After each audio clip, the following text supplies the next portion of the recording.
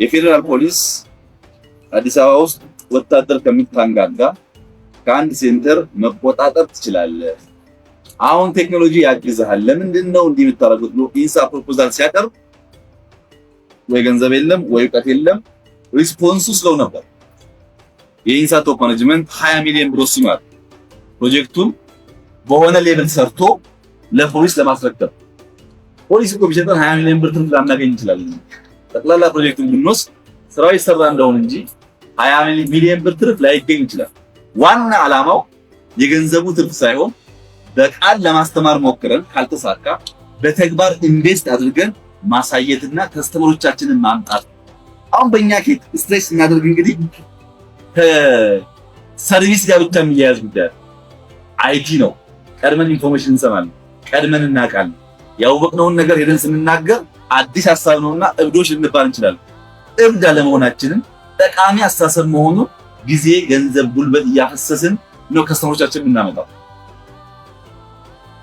ይሄን ስናደርግ ነው ራዕይ ነው ሪያላይዝ የሚሆን። የኢትዮጵያ ፌደራል ፖሊስ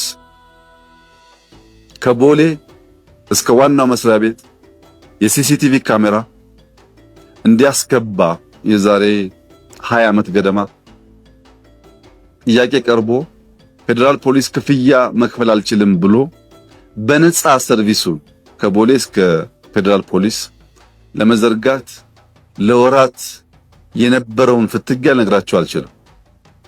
ከትናንትና ወዲያ ግን አንድ የሚገርም ነገር ገጠመኝ። የኛ መስሪያ ቤት እንግዶች የሆኑ ሰዎች ለስራ መጥተው ለመጀመሪያ ጊዜ ኢትዮጵያ የመጡ ናቸው ከውጭ ሀገር። ቀን ተዘዋውሮ ሪቨርሳይድ የከተማ ኮሪደር አይተው በኢትዮጵያ ተደንቀው እንዴት የምታምር ሀገር ናት ብለው ማታ ላይ ከሀያት ሆቴል ወጥተው ወክ ሲያደርጉ 2-3 ሰዎች በጋራ ሄደው ሞባይላቸውን ይሰርቁባቸዋል። ቀኑ ሙሉ ሲያደንቁ ሲያመሰግኑ ነበር የዋሉት ልጆቹ። ማታ 4 ሰዓት ገደማ ሞባይል ተወሰደባቸው። 4 ሰዓት ከ5 4 ሰዓት ከ10 ለአዲስ አበባ ፖሊስ ተደወለላቸው።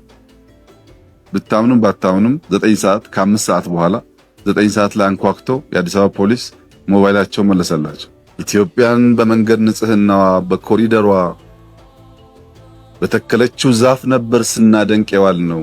ይሄንን ተአምር ግን አልጠበቅንም። እንኳን በነፃ አንኳኩቶ በራችን የሚያመጣ ፖሊስ ገንዘብ ተደራድረን ከፍለን እንኳን መልሰን ስልካችን እናገኛለን ብለን አልገመትንም ብለው ደስተኝነታቸውን ሲገልጹልኝ የኔ እንግዶች ናቸው። እንኳንም ያኔ ሲሲቲቪ ያጨቃጨቀን፣ እንኳንም ያኔ ለምነን ተለክተን ሰራ ነው። ለሌሎች አለን ለኔ መልሶ ከፈለኝ ነገር ማለት ነው። እያየው